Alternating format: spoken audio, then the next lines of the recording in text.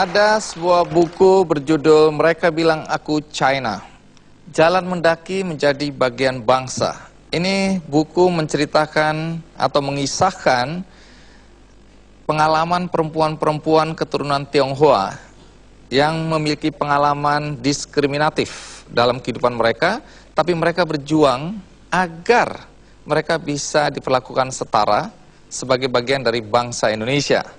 Dalam buku ini memang disebutkan ada stereotip bahwa orang-orang keturunan Tionghoa biasanya egoistis, biasanya lebih mementingkan materi, biasanya mereka bukan makhluk sosial yang mau bergaul atau berbaur dengan masyarakat yang lain. Jadi banyak sekali hal-hal negatif selama ini yang melekat dalam ingatan masyarakat kita. Tetapi apakah 100% benar?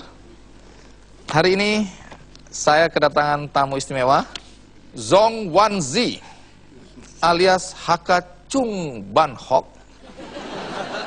alias Basuki Cahayapurnama, tapi sering dipanggil Ahok.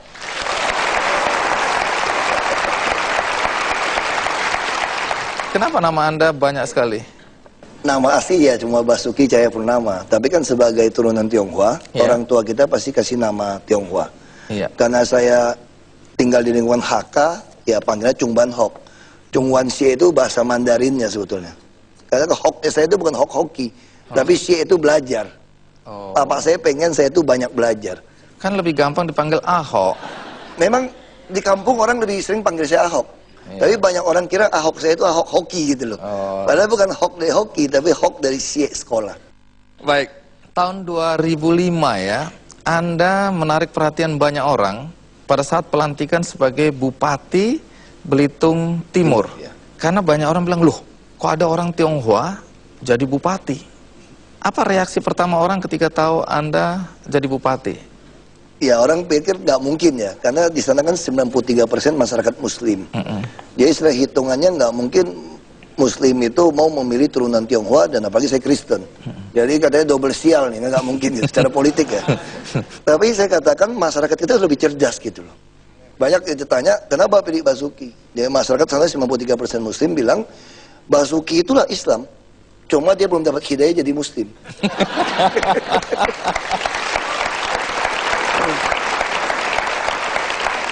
Tapi boleh tahu apa yang mendorong Anda untuk mencalonkan diri jadi bupati waktu itu ya? Ya tentu pengaruh papa saya. Papa saya meninggal tahun 97. Papa saya selalu katakan, kalau kita bantu orang miskin dengan bantuan sosial 1 miliar saja, kita bagi dulu UMR 4 ribuan, 500 ribu, hanya untuk 2.000 keluarga, nggak cukup. Jadi papa saya selalu katakan, ada beda antara bantuan sosial dan keadilan sosial. Kalau bantuan sosial itu seperti ini, kalau tiap kali orang datang ke sini digebukin, lalu Pak Andi bantu, ngobatin, kasih duit, itu namanya bantuan sosial. Jadi kalau Pak Andi menjamin siapapun yang datang ke sini tidak digebukin lagi, tidak ada yang digebukin, itu namanya keadilan sosial. Makanya sila kelima kita tuh bukan bantuan sosial bagi seluruh rakyat Indonesia, tapi keadilan sosial.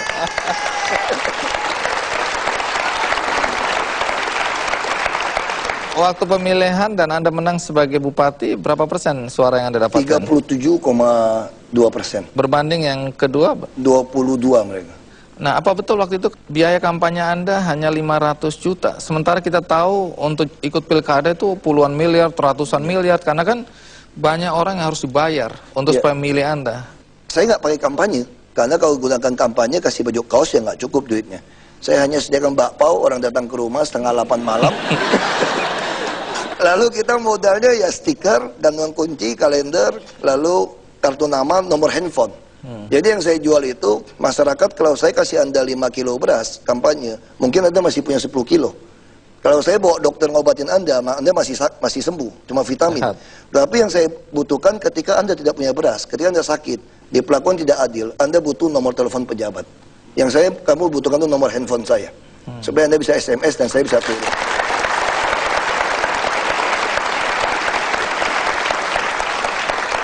Baik, tentu kita ingin tahu lebih jauh tentang siapa Pak Basuki atau Ahok ini ya. Ini dia kisah tentang Pak Basuki.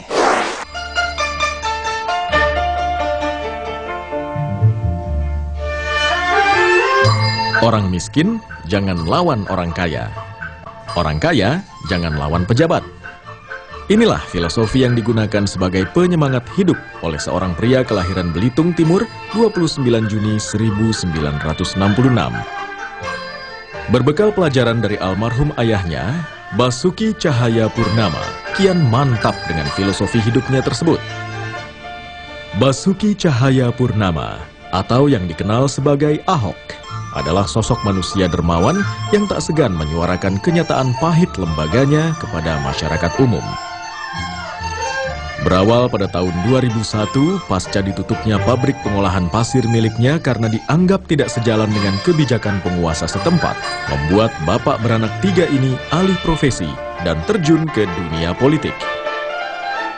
Lihat saja kiprahnya. 7 bulan menjadi anggota DPRD tingkat 2, Ahok langsung menjabat sebagai bupati di Belitung Timur. Semasa menjabat, ia hampir tak pernah absen di setiap warung kopi bersama warganya sebagai media untuk mendengarkan secara langsung keluh kesah warganya. Tak heran bila kemudian seluruh warganya mengenal baik setiap digit nomor telepon miliknya. 2 tahun menjabat bupati, anak sulung dari 3 bersaudara ini mengundurkan diri sebelum masa jabatannya sebagai bupati berakhir dan ikut dalam pemilihan sebagai gubernur di Bangka Belitung.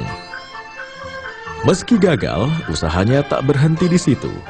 Saat ini, Ahok yang bernama Tionghoa Zhong Wanzi atau HK Chung Ban Hok yang duduk sebagai anggota DPR dalam Komisi 2 ini, selain memberikan advokasi hukum seputar pentingnya identitas diri seperti KTP dan akta lahir, juga memberikan layanan sosial pada masyarakat. Tak hanya itu, Ahok pun selalu mengupdate website pribadinya sebagai bentuk komunikasi dengan rakyatnya.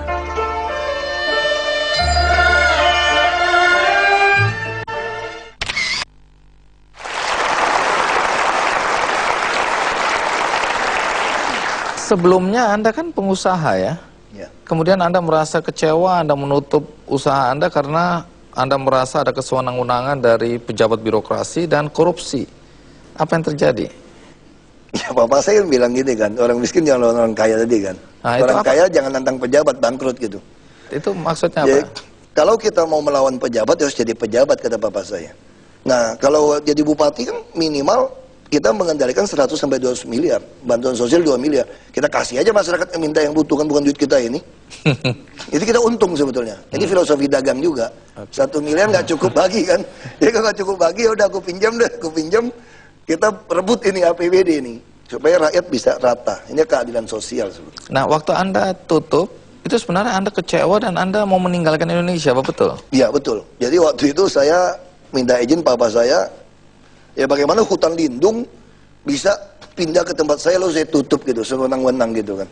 Jadi saya frustrasi, saya bilang, Pak, saya mau pindah ke Kanada. Kemudian teman saya mau ngajak saya ke sana. Papa saya nggak boleh.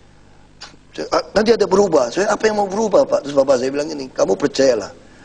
Satu hari kelak, rakyat akan cari kamu, akan milih kamu untuk memperjuangkan nasib dia.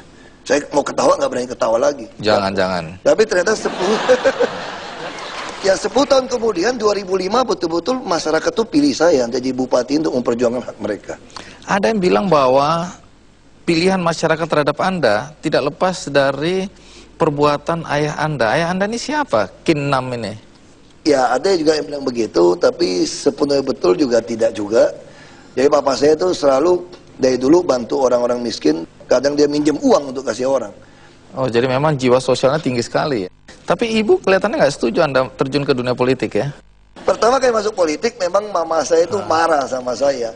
Kamu ini waktu papamu hidup suruh masuk organisasi pemuda, saya tidak mau gitu loh. Papamu sudah meninggal baru mau main politik, ini kan bahaya gitu kan. Nah, tapi setelah kita jelaskan situasi ini, kita menanggung warisan sosial juga dari papa kan. Orang susah datang mau berobat, mau sekolah, rumah mau roboh. Kita di rumah juga kerjanya berantem sama pejabat, duit juga susah kan. Sementara lihat orang gitu banyak, kita mau bantu juga nggak bisa. Makanya saya bilang satu-satu caranya kita lawan. Ya kita lihat ini terjadi keadilan, ya kita harus rebut itu supaya jadi adil. Kita lawan udah, nggak peduli. Sama masih setuju.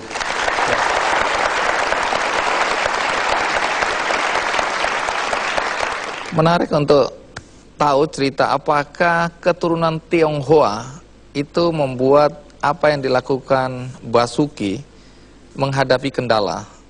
Karena ada stereotip bahwa orang Tionghoa pada dasarnya tidak peduli pada masyarakat kecil. Ikuti terus Ki Candy.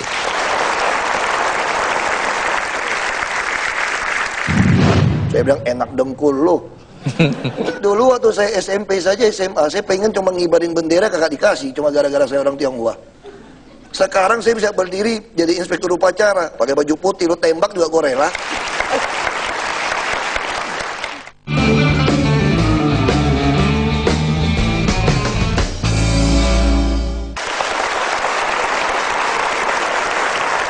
Unik ya, karena waktu Anda kampanye untuk pilkada bupati, Anda nggak bagi-bagi uang. Waktu DPRD juga sebelumnya Anda juga tidak kasih masyarakat uang, tapi toh Anda terpilih.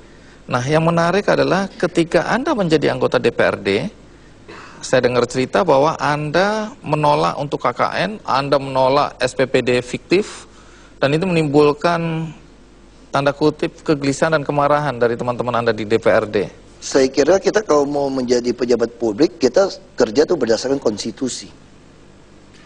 Itu prinsip sebetulnya. Saya hanya melaksanakan konstitusi sesuai sumpah jabatan. Jadi ketika saya melakukan itu semua, tidak ada yang perlu dihargain, karena memang itu sumpah jabatan. Justru kalau kita tidak melaksanakan sumpah jabatan, justru terkutuk kita sebetulnya gitu.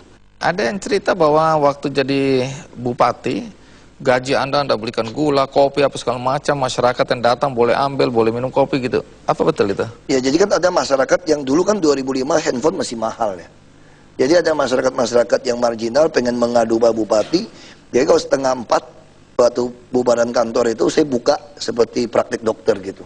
Ya, bupati ini ya? Ya, jadi mereka bisa datang masuk, ya duduk 30-40 orang kan. Jadi masalahnya apa, terus staf catat. Kan bupati kan mejanya kan banyak makanan minuman gitu. Masyarakat lihat minuman kalengan pengen juga kan. Jadi saya bilang ambil aja. Mereka bilang jangan Pak, saya bilang bukan duit gua ini, duit lu orang kok. Duit mereka juga katanya, ya? Terus saya ajarin, kamu beli rokok, beli gula, semua tuh ada PPN-nya. Nah pajak-pajak ini dikumpulkan untuk menggaji kami.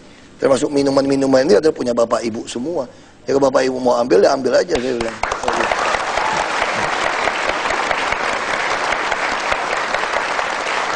Kalau tadi Anda sebutkan bahwa di Belitung Timur, Tionghoa itu minoritas ya? Tionghoa 5,8% katanya sih. Apakah Anda nggak mengalami hambatan dalam melaksanakan tugas sebagai bupati, apalagi Anda mau sok lurus gitu ya?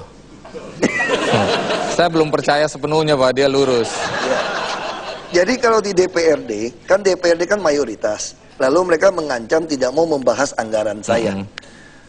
Sekda panik juga. Saya bilang sama Sekda, kasih tahu aja mereka, nggak usah dibahas gitu loh. Jadi kalau tidak dibahas itu anggaran, kalian nggak boleh gajian, nggak bisa jalan-jalan, nggak bisa nyolong lagi SPPD fiktif. Saya gunakan aja anggaran tahun lalu. Coba aja. Akhirnya mereka pada datang nyerah juga. Kayak itu Pak Bupati mau bahas gimana? Saya bahasnya gampang. Saya pengen sekolah sampai SMA itu kita tanggung SPP-nya. Lalu kita pengen kita asuransikan seluruh penduduk.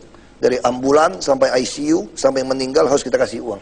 Tapi bukan dikasih pengobatan gratis, kita jamin asuransi. Jadi itu kita lakukan. Nah, saya walaupun DPRD tidak saya kuasai, dulu kepala dinas juga menantang saya, dan masyarakat juga merasa 60% yang rasis kan tidak mau menerima saya gitu. Ya itu memang dihantam. Misalnya contoh yang paling kurang ajar sekali itu untuk 17 Agustus saja ada yang punya isu tidak mau kasih hormat sama saya karena kafir di depan gitu loh. Lalu saya bilang solusinya gimana? Suruh wakil. Saya bilang enak dengkul lo. Dulu waktu saya SMP saja, SMA, saya pengen cuma ngibarin bendera kagak dikasih, cuma gara-gara saya orang Tionghoa. Sekarang saya bisa berdiri jadi inspektur upacara, pakai baju putih, lo tembak juga gue rela. Kapan lagi gue berdiri? Ya kan? Ya, Anda pernah terpilih sebagai 10 tokoh ya yang mengubah Indonesia versi majalah Tempo. Apa yang Anda ubah di Belitung Timur? Yang saya bangun itu suatu konsep bahwa sebetulnya masyarakat kita ini kasarnya nggak usah diurusin kok. Yang penting waktu dia sakit negara jangan merampok dia. Yang penting waktu dia mau ngurus identitas, akte lahir, kartu keluarga, akte kematian, KTP itu tidak diperes. Dan kita jadi pengawasnya. Lalu ketika anaknya pintar kita bisa kuliahkan. Baru ada perubahan nasib. Kita harus bantu sampai sertifikat. Jadi prinsipnya saya punya keyakinan itu yang terutama yang paling harus dilakukan adalah soal pendidikan dan kesehatan, jaminan. Makanya seluruh masyarakat saya asuransikan dengan PT Askes. Tapi bayar setengah harga, kita deal sama dia. Sehingga semua orang yang sakit sampai obat ditanggung. Nah itu yang saya ubah, itu saya bikin sistem itu.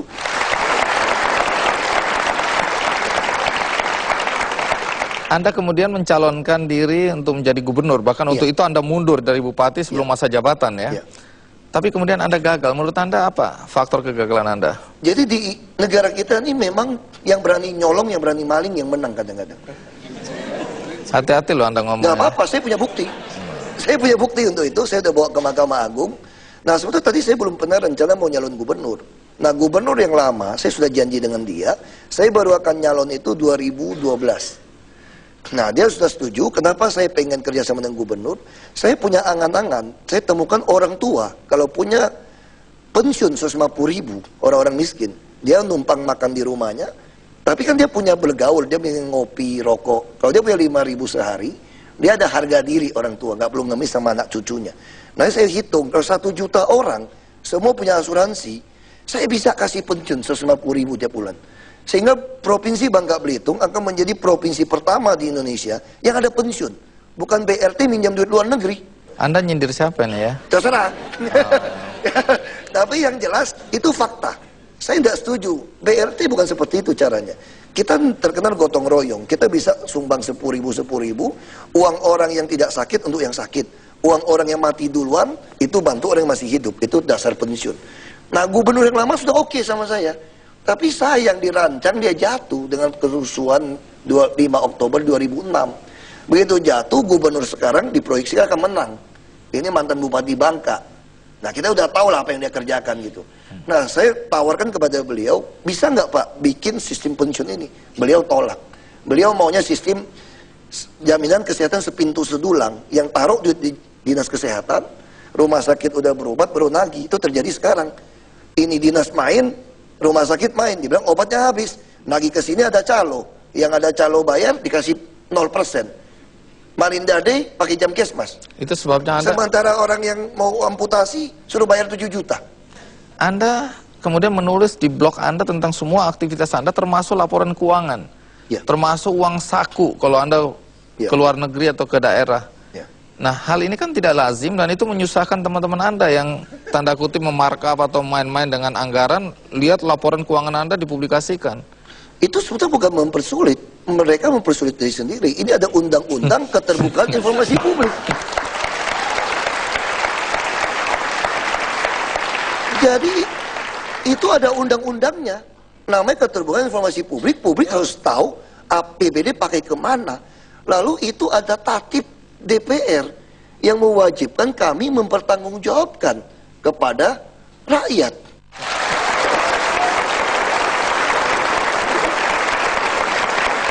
Sekarang kalau saya mau tanya, apa sebenarnya tujuan hidup Anda sih? Ini memang satu dari kecil, akhirnya kebentuk ya. Orang bilang udah gaya hidup gitu. Jadi itu saya nggak bisa jelaskan gimana, tapi ya mungkin ya pengaruh dari kecil, pengaruh kita punya keyakinan, ini mempengaruhi kita akhirnya. Nah ya tujuan hidup saya apa, saya juga nggak tahu kan, namanya juga manusia kan. Yang penting kita bisa berbuat sebaik mungkin untuk orang. Nah saya sebagai warga negara, saya katakan saya mau mewujudkan keadilan sosial, bukan bantuan sosial, nggak sanggup saya. Dan kita bagaimana menjadi pemerintah melakukan distribusi kekayaan negara ini untuk kemakmuran rakyat kita. Anda terkesan melawan arus. Anda yakin Anda akan berhasil? Saya yakin di Indonesia masih ada jutaan anak-anak muda, yang tua maupun siapapun, golongan agama apapun, yang punya hati yang lebih gila dari saya mungkin untuk berjuang untuk ini. Tapi saya selalu katakan pasti banyak, cuma saya belum ketemu. Kalau udah ketemu, pasti kita sama-sama bisa lakukan. Lagi pula ikan yang mahal kan ikan salmon kan. Artinya apa? Kalau ikannya ikutin arus, namanya ikan mati. Ya dong.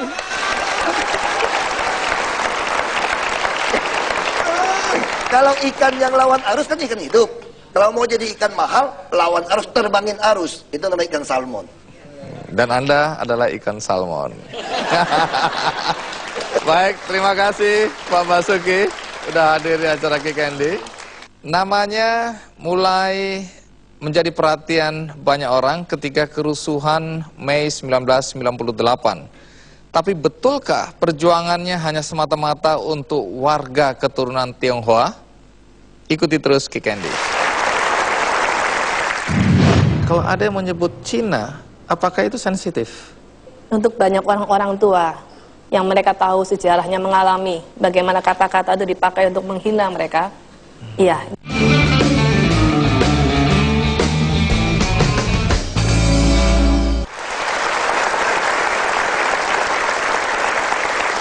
Saat ini di studio juga sudah ada Sim Ailing atau Esther Yusuf. Nama Anda waktu itu disebut-sebut dan mulai menonjol ketika peristiwa 1998 ya, pada bulan Mei ketika kerusuhan, karena Anda tampil membela warga Tionghoa yang jadi korban kekerasan. Bahkan diisukan waktu itu ada korban perkosaan.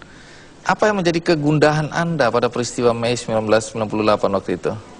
Saya melihat bagaimana hukum tidak melindungi masyarakat.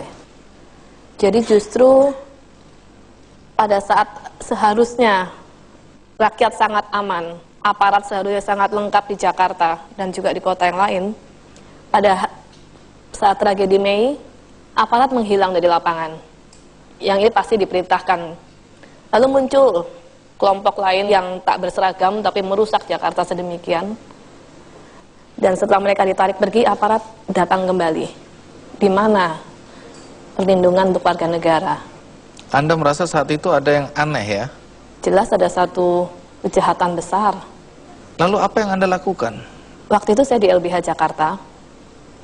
Saya dan banyak teman mencoba mengadvokasi perkara ini, meneliti perkaranya, apa yang sesungguhnya terjadi, mencoba bertemu dengan para korban, para saksi, coba melakukan gugatan kepada negara, ya, kepada presiden, kepada pihak militer, kepolisian, menanyakan di mana tanggung jawab negara saat itu. Karena negara punya dua kewajiban. Yang pertama, negara punya kewajiban memberikan keamanan untuk warga negara. Yang kedua, memberikan kesejahteraan. Saat tragedi Mei itu tidak ada. Nah, ini kan waktu itu isu SARA, dalam hal ini isu soal keturunan Tionghoa kan sangat sensitif. Sementara Anda keturunan Tionghoa dan tampil untuk membela ketidakadilan atau hal-hal yang menurut Anda tadi tidak sesuai dengan tanggung jawab negara. Nggak ada ketakutan waktu itu ya? Tidak sempat berpikir itu ya. Jadi pekerjaan begitu banyak.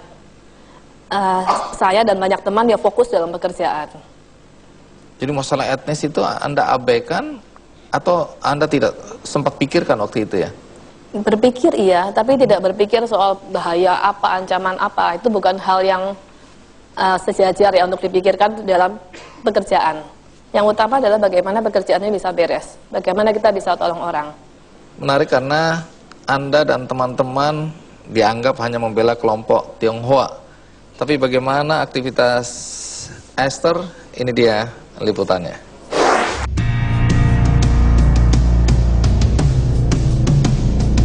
Salah satu tokoh aktivis yang begitu gigih memperjuangkan hak asasi manusia dan anti-diskriminasi suku, agama, ras, dan golongan adalah Esther Indahyani Yusuf. Sebagai keturunan Tionghoa, Esther masih melihat banyaknya kasus diskriminatif sosial terhadap etnis Tionghoa di masyarakat. Seperti kasus kerusuhan Mei 1998, sebuah tragedi yang banyak menelan korban etnis Tionghoa dan masyarakat tidak bersalah lainnya. Sejak 1998 itu, Esther terus memperjuangkan kasus-kasus pelanggaran HAM dan diskriminasi. Dan atas perjuangannya menentang diskriminasi sosial,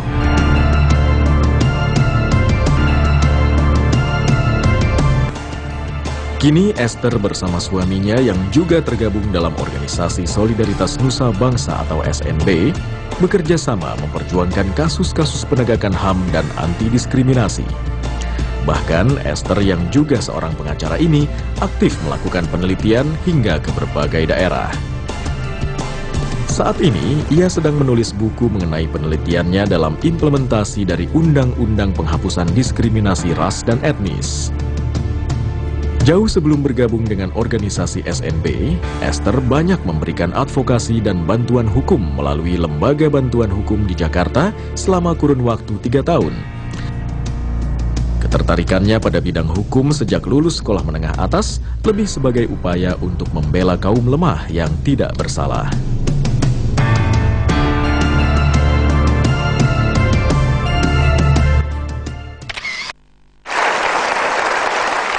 Apa benar apa yang Anda lakukan bersama teman-teman kemudian dituduh hanya memperjuangkan orang-orang keturunan Tionghoa saja? Ya, pernah demikian. Kenapa sampai ada orang yang berpikir seperti itu? Memang banyak orang penuh prasangka ya. Kepala kita memang sebetulnya sudah sedemikian dirusak oleh sistem yang lalu. Jadi selalu berpikir dari sisi yang negatif. Padahal yang kami perjuangkan adalah penghapusan diskriminasi. Bagaimana manusia Indonesia bisa dipandang setara di depan hukum. Apapun rasnya, etnisnya, agamanya, latar belakangnya. Seharusnya setiap orang kan sama. Tapi begitu kami bicara soal jangan ada diskriminasi, langsung muncul tuduhan ini khusus membela Cina gitu. Nah, apa betul ayah Anda yang sebenarnya mendorong Anda untuk masuk Fakultas Hukum? Iya, ayah saya dan Pendeta Rudianto ya. Kenapa? Apa yang diharapkan dengan Anda masuk ke Fakultas Hukum? Mereka bicara hal yang sama, bahwa saya harus membela orang-orang lemah.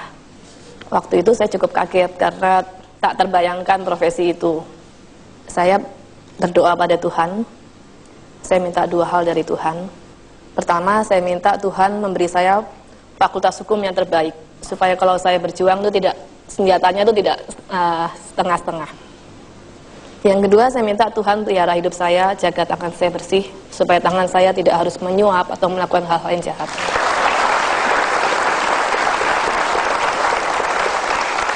Tapi kapan persisnya masalah diskriminasi ini sudah menjadi perhatian Anda? Setelah Mei ya. Sebelumnya saya tidak sungguh-sungguh menyadari. Bahkan saya tidak tahu itu rasialisme. Kata-kata itu asing untuk saya ya. Memang sejak kecil adalah yang menyapa dengan nada negatif ya. Amoy gitu, dengan nada yang negatif. Amoy itu indah, cantik menurut saya. Tergantung Pak cara. Kalau siomay, itu baru problem. Ya, kesadaran itu baru muncul setelah diskusi dengan banyak teman. Ini rasialisme, dan saya baru menyadari. Bukan saya jadi yang pertama kali mengucapkan itu. Saya ingin tanya, ini saya penasaran ya. Karena ketika membaca ini tadi, buku ini tadi, apakah saya harus menggunakan kata mereka bilang aku China atau mereka bilang aku Cina? Nah, kalau ada yang menyebut Cina, apakah itu sensitif? Kalau untuk saya pribadi sebetulnya tidak.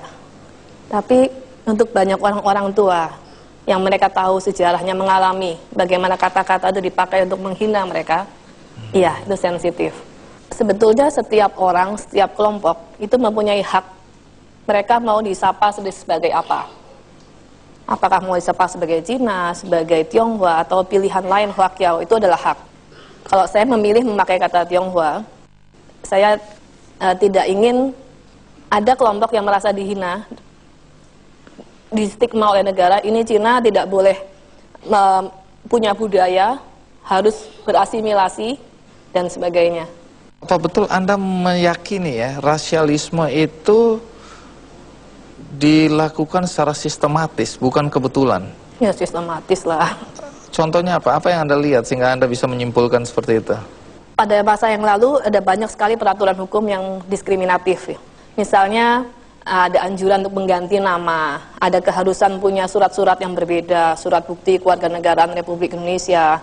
Kalau membuat paspor, akte kelahirannya harus dileges, biayanya semua berbeda. Untuk etnis Tionghoa dianjurkan atau dipaksa untuk berasimilasi. Sebetulnya ini kan bukan satu hal yang baik. Ini kan membentuk sistem nilai. Nilai itu ditanamkan ke masyarakat. Jadi pada saat muncul etnis Tionghoa dalam keadaan sebagai dirinya, dengan identitas budayanya, capnya adalah jelek. Pada saat peristiwa Mei 98, apakah benar terjadi perkosaan massal perempuan Tionghoa yang di diperkosa.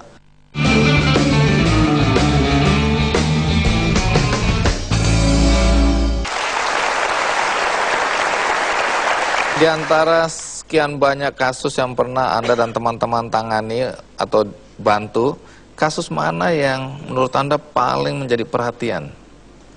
Ada 2 kasus ya. Yang pertama jelas Mei 98, korbannya sangat banyak.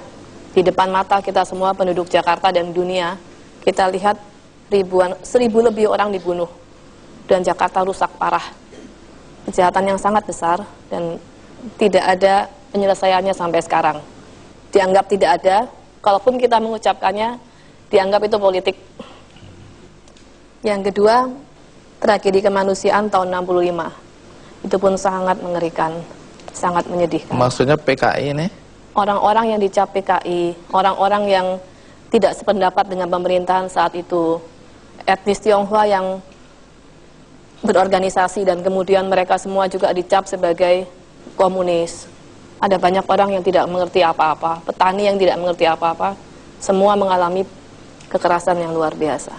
Ada pertanyaan besar pada saat peristiwa Mei 98, karena ini masih tetap misteri. Apakah benar terjadi perkosaan massal atau minimal lebih dari 10 perempuan Tionghoa yang diperkosa?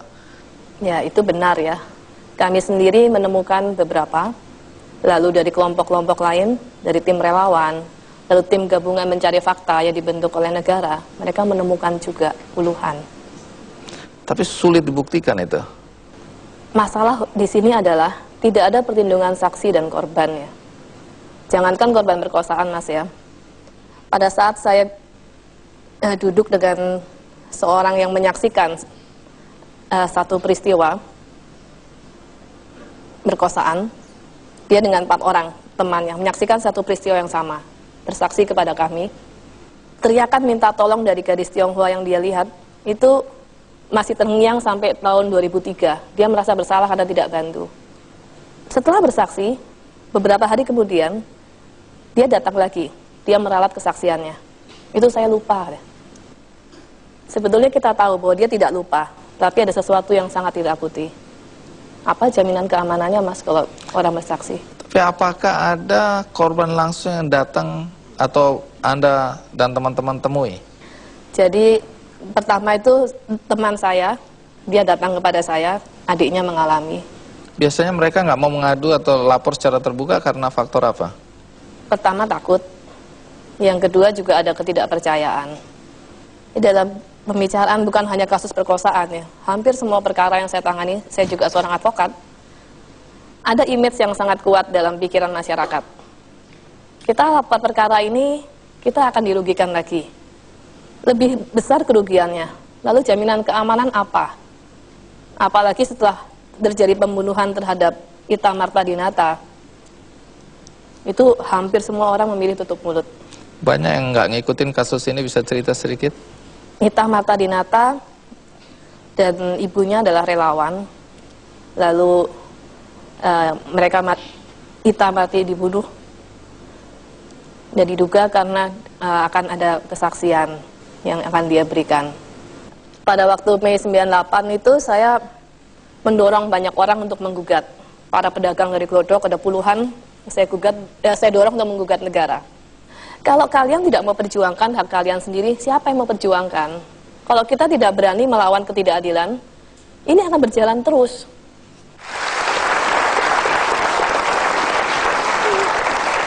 Baik, kebetulan bersama kita ada Natalia Subakia ya, Ketua Pusat Studi Cina, Fakultas Ilmu Budaya UI. Bisakah Anda memberikan sedikit pemahaman kepada kami yang ada di sini dan juga penonton tentang sentimen ras ya, etnis di sini. Terus kemudian tadi dijelaskan masih ada diskriminasi bagi kelompok etnis Tionghoa. Nah, kalau Anda sendiri melihat apakah kondisinya itu semakin lama belakangan ini semakin tajam atau sudah mulai lebih baik kondisinya? Dari sudut pandang negara, kondisinya lebih baik. Sejak tahun 98 berbagai kebijakan yang sisa-sisa Orde Lama itu sudah dirombak. Misalkan pada saat Presiden Habibie pertama istilah non-pri dan pri di dalam kepemerintahan tidak boleh digunakan lagi. Itu juga upaya untuk langkah pertama untuk menghilangkan diskriminasi. Dibolehkan menggunakan bahasa Mandarin, itu juga sesuatu yang baru. Tentu di zamannya Gus Dur itu adalah turning point-nya pada saat Gus Dur mengeluarkan Inpres yang mencabut Inpres 1467 di bawah Soeharto. Di situ setelah tahun 2000 itu diskriminasi kultural, religius, khusus terhadap etnis Tionghoa sudah tidak ada lagi. Jadi tahun demi tahun ada perbaikan, bahwa di bawah pimpinan Megawati, Imlek dianggap sebagai liburan nasional resmi. Itu juga tanda dari state, pemerintah, untuk memperbaiki situasi supaya lebih adil dan tidak ada diskriminasi. Tetapi ya tentu kebijakan-kebijakan selama 30 tahun sebelumnya itu sudah tertanam cukup dalam di dalam masyarakat kita. Tapi saya optimistis bahwa nanti di kemudian kita sudah menuju ke arah yang lebih baik. Sekarang diskriminasinya terus terang yang ada itu tidak saja pada orang etnis Tionghoa. Diskriminasi bisa terjadi antar pribumi pun juga. Bagaimana kita menjalankan agama, ibadah kita berbeda saja itu sudah dijadikan diskriminasi. Jadi di segi-segi tertentu diskriminasi telah membaik, khususnya untuk etnis Tionghoa. Tetapi muncul lagi sekarang diskriminasi sosial yang lain yang perlu juga kita waspadai bersama. Menurut Anda, persoalan fundamental apa yang menyebabkan sampai sekarang kok masih ada? Karena kalau kita lihat kenyataannya dalam kehidupan sehari-hari masih ada ya, walaupun tadi membaik. Apa yang harus dibereskan sebenarnya? Ada istilah it takes two to tango. Jadi perlu dua pihak melakukan introspeksi dan perbaikan diri. Pertama, di kalangan masyarakat etnis Tionghoa sendiri, saya melihat masih ada keengganan untuk menyuarakan atau memperjuangkan hak mereka. Jadi kalau masyarakat Tionghoa itu masih mengalami tindakan-tindakan yang tidak semestinya, mereka seharusnya menyuarakannya. Tidak boleh segan, males, takut, ogah, gampangan dibayar. Itu sikap seperti itu tidak akan membantu, seperti yang Esther tadi katakan. Kalau kalian sendiri tidak memperjuangkan hak-hak Anda sendiri, ya. Tapi sebaliknya mereka yang keturunan Tionghoa yang kemudian sikapnya ya masih tetap arogan, tetap mementingkan materi sebagai hal utama. Itu tidak mau berbaur, arogan, mengkhususkan materi, itu juga ada di itu bukan hak eksklusif orang Tionghoa. Siapapun bisa melakukan itu. Kita lihat saja. Sebaiknya kita menjauhilah stereotyping seperti itu. Kembali ke Esther ya. Kalau dilihat sini dalam kegiatan Anda dan teman-teman, Anda sudah mendapat banyak penghargaan ya. Ada Elham tahun 2008, ada Asoka Award, Forum Human Rights, Yap Tiap Hin Award, dan lain-lain. Tapi bagaimana sikap suami? Ya tentu saja kegiatan Anda ada ancaman, ada risiko dibunuh mungkin. Suami nggak ada keberatan? Suami sama ya, saya sangat beruntung saya menikah 2 kali, punya 2 orang suami. 1 sudah meninggal, yang sangat mendukung pekerjaan saya. Bukan pekerjaan saya, pekerjaan untuk masyarakat banyak.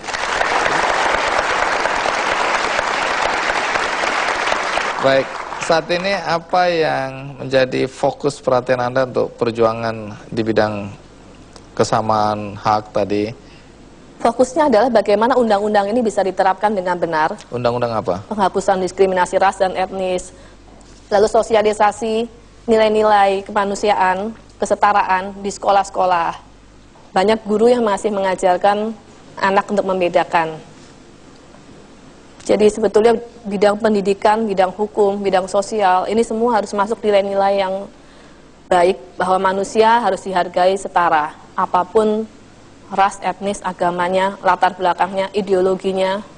Ya, dan Anda yakin satu hari kelak itu akan berhasil ya? Pasti. Pasti. Oke. Baik, terima kasih, Sir. Seperti di PMI, saya kalau malam kadang-kadang ditelepon nggak kenal, jam 2 orang butuh bantuan ambulan, orang butuh darah. Saya juga nggak sempat tanya, Pak, Anda Cina atau bukan, agamanya apa.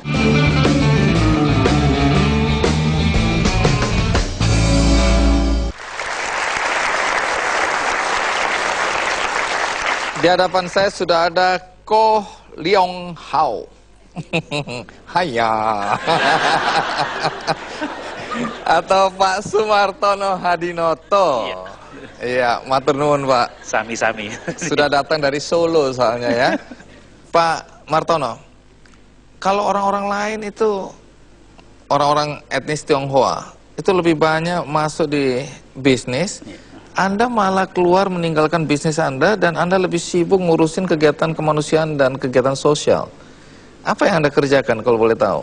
Iya, jadi saya awalnya sejak SMA itu bergabung di Horari, amatir radio. Kemudian karena di sana mendapatkan banyak hal, banyak teman, banyak jaringan, saya 20 tahun yang lalu bergabung di salah satu organisasi Tionghoa di Solo, Cuan Mingkongwi atau Perkumpulan Masyarakat Surakarta. Setelah di situ ternyata lebih merasa menikmati karena mungkin memang ini amanah atau talenta yang harus saya jalani. Kemudian akhirnya lebih dari 15 hingga sekarang saya bergabung di organisasi sosial. 15 organisasi sosial? Karena memang kebetulan di kota kecil, Mas Andi, jadi sehari rapat 3-4 kali memungkinkan. Kedua juga semua kalau dikerjakan dengan ikhlas itu sangat luar biasa. Kenapa sampai Anda merasa harus meninggalkan bisnis? Saya kebetulan ditinggal ayah SMP. Waktu itu punya cita-cita untuk sekolah di luar negeri. Tapi mungkin Tuhan berkehendak lain. Saya lulus SMP tidak jadi berangkat karena ayah meninggal. Sehingga saya harus membantu ibu. Kemudian masa remaja mungkin juga selalu mengalami pacaran. Itu pun juga gagal. Jadi semua kegagalan ini mungkin yang sudah dipersiapkan oleh yang di atas, agar saya bisa berbagi, melayani dengan ikhlas walaupun dengan segala keterbatasan. Tadinya bisnis Anda apa? Ya, jadi waktu orang tua masih, kita berbisnis batik. Saya rutin keliling sampai ke Bandung, Garut, Tasikmalaya, Cirebon. Kemudian saya sempat ikut orang 6 tahun. Saya ikut di variasi mobil. Kemudian pada waktu mendapat pacar dan akan menikah, akhirnya dapat ya? Akhirnya dapat. Baik, tentu menarik karena kalau Anda sibuk ngurusin organisasi untuk kemanusiaan dan urusan sosial, lalu yang mencari nafkah siapa? Ya itu kalau boleh bilang jujur, Mas Adi, jadi yang luar biasa sebetulnya bukan saya, tapi ya mantan pacar saya ini yang sangat luar biasa. Saya dari tadi sudah menduga. Iya. Apa hebatnya istri Anda?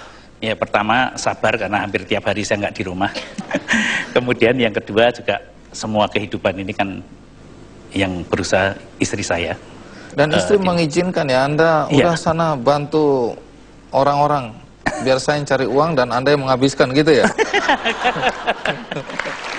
Baik, sebelum kita lanjutkan ada baiknya kita ikuti kisah tentang Pak Martono. Ini dia liputannya.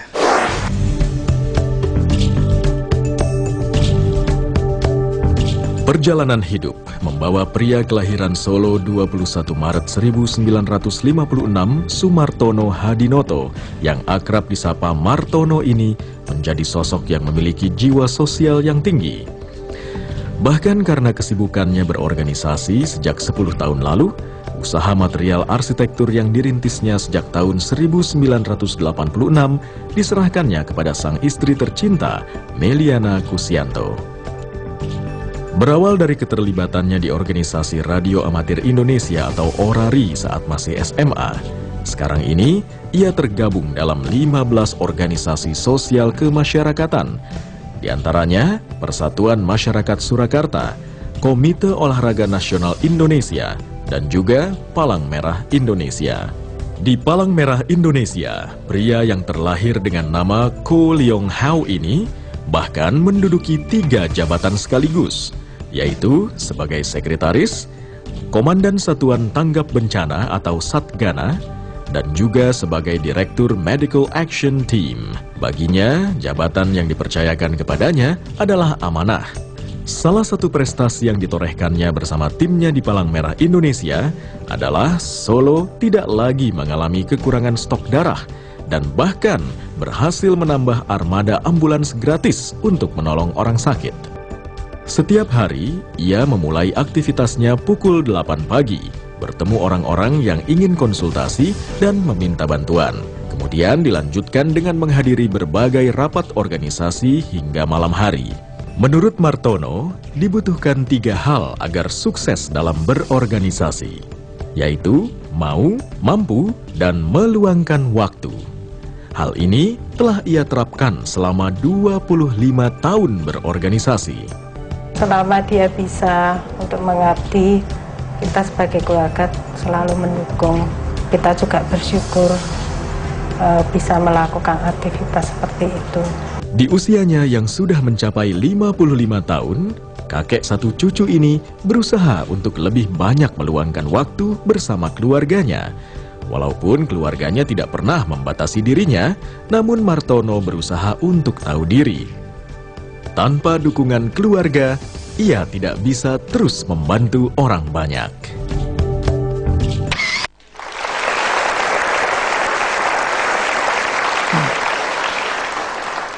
Jadi waktu saya ke Solo, ketemu wartawan-wartawan, guyonan wartawan itu, Mas Andi, kalau tsunami kan kita harus beli alat-alat untuk deteksi tsunami, deteksi bencana alam. Kalau di sini kita nggak perlu beli. Kenapa? Ada namanya Pak Martono. Loh, apa hubungannya Pak Martono dengan alat deteksi? Karena kalau ada apa-apa, Pak Martono orang pertama yang akan memberitahu kita. Dan Pak Martono adalah orang pertama yang ada di lokasi. Nah, Anda sendiri keturunan keberapa dari silsilah keluarga? Generasi kelima. Oh, jadi generasi kelima dari keturunan yang sudah ada di Indonesia? Iya, ada di Indonesia. Jadi nenek moyang itu datang ke Indonesia, kemudian terus sampai generasi kelima saya. Pak Martono, dalam melakukan aktivitas sosial ya, dan kemanusiaan ini, apakah faktor keturunan Tionghoa ini pernah membuat Anda juga diperlakukan diskriminatif? Iya, itu pasti. Jadi saya di Orari 7 periode sudah sampai saat ini.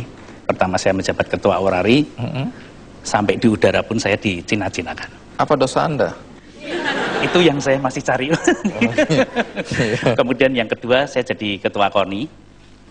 Pada rapat salah satu dengan cabang, sempat ditunjuk-tunjuk begitu Pak ini. Anda Cina mau apa gitu di sini? Terus Anda jawab apa? Ya saya cuma bilang, ya saya memang Cina, mau bilang apa Pak? Ya cuman saya bilang, selama ini saya banyak di organisasi sosial, seperti di PMI. Saya kalau malam kadang-kadang ditelepon, nggak kenal, jam 2, orang butuh bantuan ambulan, orang butuh darah. Saya juga nggak sempat tanya, Pak, Anda Cina atau bukan, agamanya apa? Karena pikir saya segera dibantu karena emergensi begitu. Apa yang biasa Anda lakukan dalam membantu orang-orang yang membutuhkan bantuan? Sekarang saya hanya sebagai penghubung, Mas Andi, karena saya sadar bahwa setiap orang kan punya keterbatasan.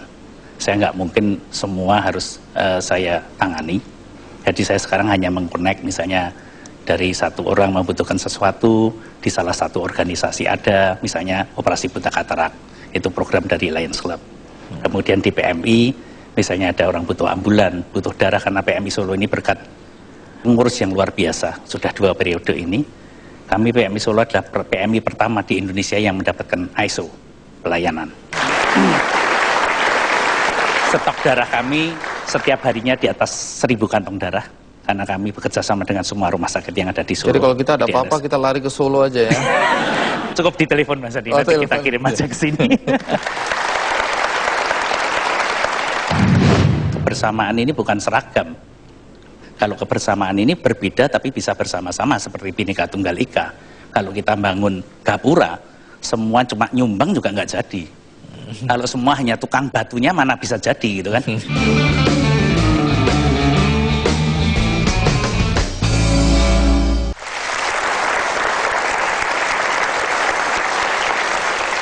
Situasi dan kondisi di Solo, bagaimana partisipasi masyarakat keturunan Tionghoa dalam bersosialisasi dengan masyarakat lain di luar keturunan Tionghoa? Kalau di Solo sendiri, sejarawan di Solo selalu bilang bahwa Solo ini kota sumbu pendek, barometer politik, di mana setiap siklus tertentu selalu terjadi kerusuhan. Tergantung bagaimana kita sebagai orang Solo mau menyikapi itu. Kami sekarang sudah sempat membuat yang namanya Solo Bersama Selamanya, Mas Andi. Ini bukan sebuah organisasi kebersamaan, terdiri dari 4 organisasi keturunan Tionghoa yang ada di Solo, dari berbagai organisasi sosial kemasyarakatan, kemudian organisasi profesi, organisasi hobi, dan beberapa pengajian. Ini semua sekitar 40 organisasi bergabung apabila dibutuhkan oleh masyarakat Solo. Udah jalan berapa lama ini? Ini kami hanya insidentil. Jadi termasuk kemarin pada waktu Merapi, kami bisa membina sebuah desa yang namanya Lencoh di Boyolali.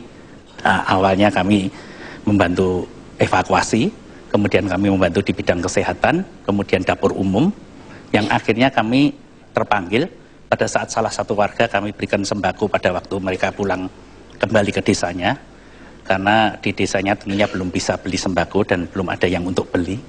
Mereka bilang, "Pak, kami tidak kepingin dibantu seperti ini. Kami ini dulunya adalah petani yang cukup untuk kehidupan kami. Tapi karena apa yang kami tanam sekarang hancur kena abu, dan kami tidak punya modal untuk beli bibit itu. Inilah yang membuat kami dari semua organisasi yang tergabung ini ikut ambil bagian, kami menggalang dana, dan sampai saat ini mereka sudah hampir panen kembali." Baik, sebelum saya tanyakan apa yang membuat Anda bahagia dengan semua apa yang Anda lakukan, saya kembali ke Ibu Natalia Subagio lagi ya. Apa sikap yang terbaik yang perlu kita lakukan menghadapi stereotip terhadap etnis Tionghoa? Kita harus bisa membuka wawasan kita, dan yang penting kita jujur. Kita jujur melihat situasi di lingkungan kita, dan kita menerima sesama kita sebagaimana adanya mereka. Peran pemerintah dalam hal ini adalah untuk menjamin agar warga negara kita semua itu memang seperti yang Esther katakan itu diberlakukan setara. Tapi ini perjuangan yang perlu niat baik semua pihak. Kita tidak bisa hanya mengandalkan pemerintah. Ini kita masing-masing harus berperan. Tapi memang memerlukan kearifan dan juga kesadaran akan jati diri kita sendiri. Karena bangsa kita kan memang bangsa yang sangat plural. Kita masyarakat yang sangat diverse, terdiri dari aneka macam suku, dan peran masyarakat Tionghoa di dalam sejarah perjalanan bangsa kita kan sudah lama sekali. Hubungan kita dengan Cina sudah begitu lama, berabad-abad.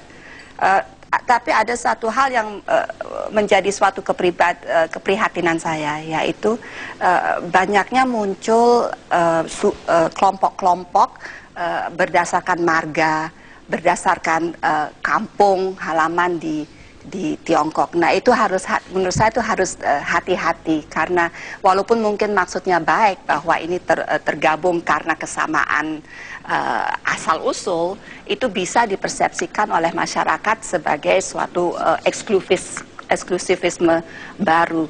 Jadi saya sangat menghargai kegiatan sosialnya Pak Martono, karena Pak Martono itu selain juga ada kelompok marganya, tetapi juga aktif di organisasi-organisasi sosial yang tidak berdasarkan marga. Aktif di Lions, itu kan juga organisasi yang terbuka, kerjasama dengan Rotary International, apalagi PMI. Jadi memang dengan adanya reformasi ini dan dengan adanya penghapusan dari semua undang-undang yang diskriminatif, muncul kesadaran atau orang keturunan Tionghoa tiba-tiba berhadapan dengan kenyataan baru di mana mereka bisa mengungkapkan identitas mereka, terpaksa untuk menyatakan dirinya mereka sebagai Cina. Mungkin Pak Martono lama sekali merasa dirinya Wong Solo, ya, atau nggak ada apa-apa. Memang walaupun ada kemajuan yang lebih baik, tapi kita juga harus bersikap arif. Jadi saya sih optimistis. Pak Martono, kalau boleh tanya, tadi kan kegiatan kemanusiaan adalah pilihan Anda. Lalu apa yang membuat Anda bahagia dalam kegiatan ini? Ya, jadi terus terang di luar sana, Mas Adi, masyarakat kita, saudara kita ini masih banyak yang sangat-sangat membutuhkan. Kami yang terakhir buat program dompet kemanusiaan, kami sudah menangani 70 pasien. Dan ini tentunya tidak bisa dikerjakan oleh 1-2 orang. Butuh, kalau orang Jawa bilang disengkuyung, butuh gotong royong. Karena kami melihat jiwa sosial dan gotong royong bangsa ini sangat luar biasa. Cuma mungkin arahnya kadang-kadang berbeda. Tapi tentunya kalau kita satukan kembali arah kita untuk membantu saudara kita yang membutuhkan, itu sangat luar biasa. Jadi sebetulnya baik dan jelek itu adalah manusianya, Mas. Tionghoa yang jelek juga ada, yang baik juga tidak kurang. Tapi tentunya ini juga butuh komunikasi yang semakin hari semakin baik. Mereka bilang, kenapa sih Pak orang-orang Tionghoa ini kok semuanya maunya nyumbang uang, maunya apa? Saya bilang kebersamaan ini bukan seragam. Kalau kebersamaan ini berbeda tapi bisa bersama-sama seperti Bhinneka Tunggal Ika. Kalau kita bangun gapura, semua cuma nyumbang juga nggak jadi. Kalau semua hanya tukang batunya mana bisa jadi gitu kan. Ya inilah butuhnya namanya kebersamaan yang sangat indah ini. Baik, ya. Terakhir imbauan Anda, kalau masih ada juga etnis Tionghoa yang merasa eksklusif, merasa bahwa dia berbeda dengan etnis lain. Memang terus terang kami terdiskriminasi cukup lama, sehingga kami semua hanya di bidang bisnis. Sampai kesenian budaya pernah dilarang, padahal sekarang pemain barongsai juga tidak Tionghoa semua. Kebetulan barongsai pertama setelah 30 tahun ditidurkan adalah di Solo, waktu deklarasi salah satu partai di Solo. Jadi himbauan saya, jadilah Tionghoa Indonesia yang bangga menjadi Tionghoa Indonesia. Oke, Pak Martono, terima kasih banyak ya sudah hadir di acara KKND. Di ujung acara ini seperti biasa saya akan membagikan satu buku bagus yang tadi sudah kita bahas. Judulnya Mereka Bilang Aku China. Jalan Mendaki Menjadi Bagian Bangsa, dan saya akan bagikan satu-satu untuk Anda di sini. Bagi Anda yang berada di rumah, jangan khawatir karena Anda bisa mendapatkan buku ini melalui website kickandi.com dan itu gratis. Semoga perbincangan kita pada kesempatan ini berguna bagi Anda semua. Sampai jumpa.